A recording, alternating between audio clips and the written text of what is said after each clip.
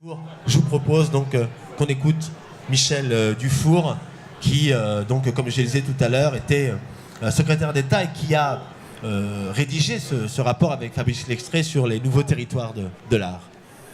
Nous sommes là à 2 pas du ministère de la Culture. Durant 2 ans, de 2000 à 2002, c'est là où j'avais mon bureau comme secrétaire d'État à la décentralisation culturelle. Et tout de suite, j'ai vraiment eu le sentiment qu'il fallait que je sorte de ce cadre-là. Je n'allais pas rester au Palais Royal avec le titre et les missions qui m'avaient été confiées. J'ai donc cherché à aller en dehors des établissements dits traditionnels pour sentir ce qui se passait dans le pays. Grâce à mes collaborateurs qui m'ont fait découvrir la Belle de Mai. Bon, j'ai tout de suite été séduit par cet endroit singulier et surtout par le contenu de ce que l'on y trouvait. Et à partir de là, nous nous sommes lancés dans une étude que j'ai confiée à Fabrice Lextrait sur toutes ces expériences à l'échelle nationale. Nous avons baptisé ça ensuite les nouveaux territoires de l'art. Pourquoi ?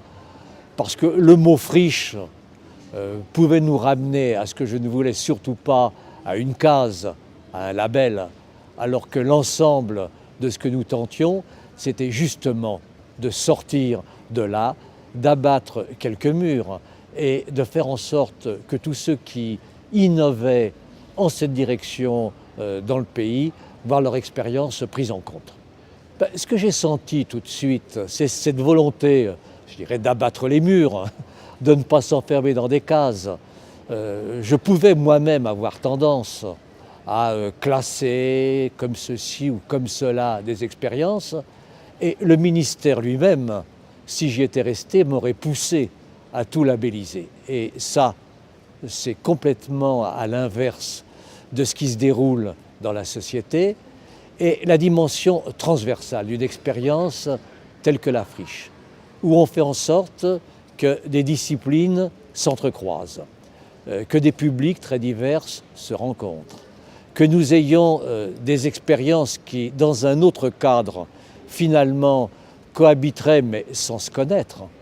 Il y a là une fécondation permanente où chacun s'enrichit de l'autre, et au-delà de la dimension, je dirais, culturelle proprement dite au sens étroit du terme, la dimension politique que prend une expérience telle que celle de la friche est considérable. Ça donne une vie extraordinaire à ce qui est entrepris, ça permet de libérer des énergies, de soutenir l'ensemble d'un mouvement réellement créatif.